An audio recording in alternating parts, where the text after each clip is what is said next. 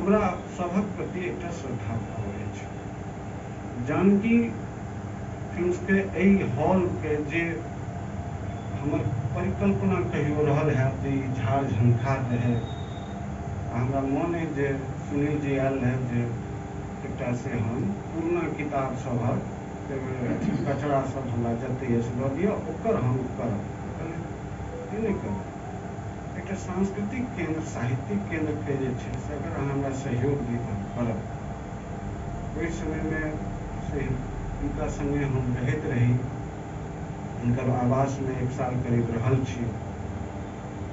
तो ओहि जे छै से हिनकर मैडमो से बात करी, वो जे छै से कहलनि ई जगह के फिर ठीक ठाक करके एकटा वातावरण बनायल गेलै।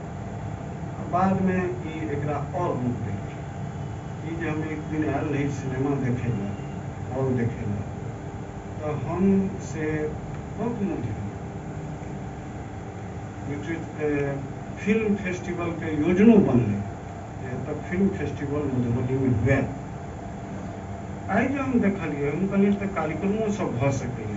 कहल हाँ एकदम हेतै। आई जे एलहुँ तऽ देखलहुँ हमरा मन में आयल।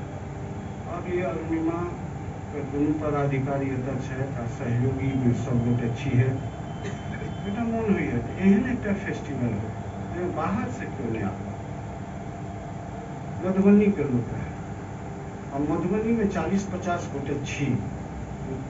अब ए श्रेणी के छी कि बी श्रेणी के छी कि सी श्रेणी के छी अथवा डी श्रेणी के नहीं। मधुबनी में 50-60 आदमी छी जे साहित्य संस्कृति के कार्यक्रम में जाए छी।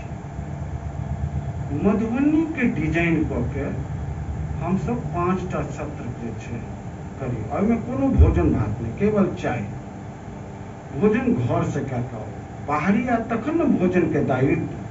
दिलीप जी अपन घर से खा के था, हम अपन घर से खा के आए। 5-5 गोटे के सत्र हेतु तब मंच लगते, पब्लिक बेचते और केवल मधुबनी के लेखक जे छै तो बाल साहित्य की बुझे छै कोई पर एकटा सत्र, मधुबनी के सत्र, कविता के सत्र, कथा के सत्र, नाटक के सत्र, पत्रकारिता के सत्र, वो 1 दिनक हुए अथवा 2 दिनक। विशेष रूप में 2टा से 3टा एहन अभ्यागत बाहर के माने वो गवाही के रूप में या मॉनिटर के रूप में जे हम सब कते पैघ भेलहुँ हँ या कते बुझे छी से बुझे के लेल बजेलहुँ। आ वो एक आदमी या तो दिलीप जी एठाम रहता या जायसवाल जी एठाम रहता, रानी जी एठाम रहता। माने कोनो खर्च वर्च नहीं, केवल चाय आ ई जगह। एकटा एहन तरह के डिजाइन एतऽ भऽ सकै छै और महत्वपूर्ण काज हेतै। अपन शहर के गौरव गरिमा बढ़ि जाएत। सब मिल के राष्ट्रीय स्तर पर और अंतर्राष्ट्रीय स्तर पर मधुबनी के जे ठाढ़ केलहुँ तकरा एक बेर और पैर ओकर तनते खूब ठाढ़ ई सब बात। आब होइ छी करीब